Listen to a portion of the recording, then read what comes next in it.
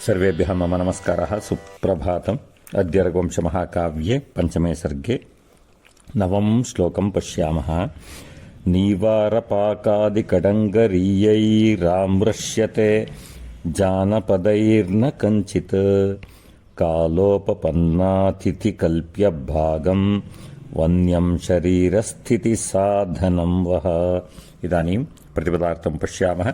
नीवारपाकादि नीवारधान्यं तथा अन्यान्यधान्यानि कडङ्गरीयैः कडङ्गरं बुसम् अर्हन्तीति कडङ्गरीयाः तैः गौर्महिषादयः न आमृश्यते किं कञ्चित् न भक्ष्यते कञ्चित् न भक्ष्यते किं जानपदैः जनपदेनागतैः कालोपपन्न अतिथिकल्प्यभागं कालेषु उपपन्नानाम् आगतानाम् अतिथीनां कल्प्याभागः यस्य वन्यं वने भवं शरीरस्थितिसाधनं शरीरस्थितेः जीवितस्य साधनं वः युष्माकम्।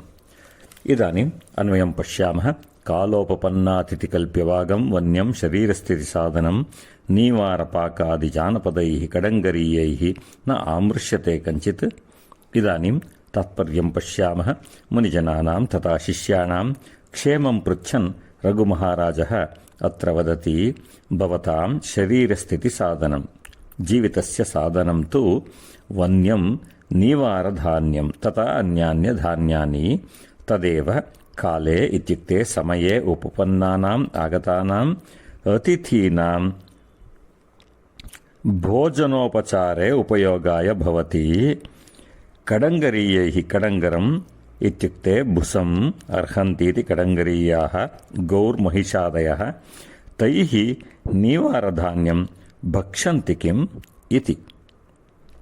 सर्वेभ्यः पुनः मम नमस्काराः। ಶುಭದಿನಂ.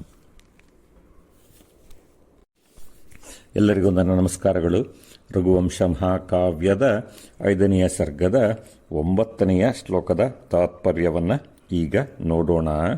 ರಘುವು ಅರಮನೆಗೆ ಬಂದಂತಹ ಕೌತ್ಸನಿಗೆ ಅರ್ಘ್ಯಪಾದ್ಯಗಳನ್ನು ಸಲ್ಲಿಸಿ ಅವನ ಮಾರ್ಗಾಯಾಸವನ್ನು ನಿವಾರಣೆ ಮಾಡಿ ಆಸನದಲ್ಲಿ ಕುಳ್ಳಿರಿಸಿ ಅವನ ಸಮೀಪವೇ ಕೈ ಜೋಡಿಸಿ ನಿಂತು ಅಂದರೆ ಅಂಜಲಿಬದ್ಧನಾಗಿ ನಿಂತು ಗುರುಗಳ ಬಗ್ಗೆ, ಗುರುಗಳ ಆರೋಗ್ಯದ ಬಗ್ಗೆ, ಆಶ್ರಮದಲ್ಲಿರುವ ವೃಕ್ಷಗಳ ಬಗ್ಗೆ, ಆಶ್ರಮದಲ್ಲಿರುವಂತಹ ಜಿಂಕೆಗಳ ಸಂತತಿಯ ಬಗ್ಗೆ ಮತ್ತು ಆಶ್ರಮದ ಜನರಿಗೆ ಉಪಯೋಗವಾಗುವ ಜಲಮೂಲಗಳ ಬಗ್ಗೆ ವಿಚಾರಿಸಿದ.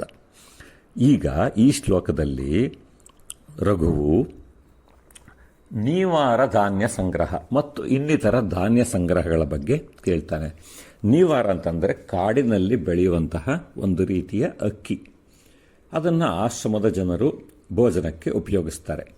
ಅದೇ ಥರ ವಿವಿಧ ರೀತಿಯ ಧಾನ್ಯ ಸಂಗ್ರಹಗಳನ್ನು ಮಾಡಿ ಇಟ್ಕೊಂಡಿರ್ತಾರೆ. ಯಾಕಪ್ಪ ಅವೆಲ್ಲ ಅಂತಂದರೆ ಸಮಯಕ್ಕೆ, ಊಟದ ಸಮಯಕ್ಕೆ ಬಂದಂತಹ ಅತಿಥಿಗಳಿಗೆ ಉಪಚಾರ ಮಾಡೋದಕ್ಕೆ, ಊಟೋಪಚಾರಗಳನ್ನು ಮಾಡೋದಕ್ಕೆ ಆ ಧಾನ್ಯ ಸಂಗ್ರಹಗಳನ್ನು ಉಪಯೋಗಿಸ್ತಾರೆ. ಮತ್ತು ಆಶ್ರಮದಲ್ಲಿ ಇರುವಂತಹ ಮುನಿ ಜನರ ದೇಹಸ್ಥಿತಿ ಸಾಧನ, ಅವರ ದೇಹಸ್ಥಿತಿಯನ್ನು ಕಾಪಾಡಿಕೊಳ್ಳೋದಕ್ಕೆ ಉತ್ತಮ ಆಹಾರ ಬೇಕು.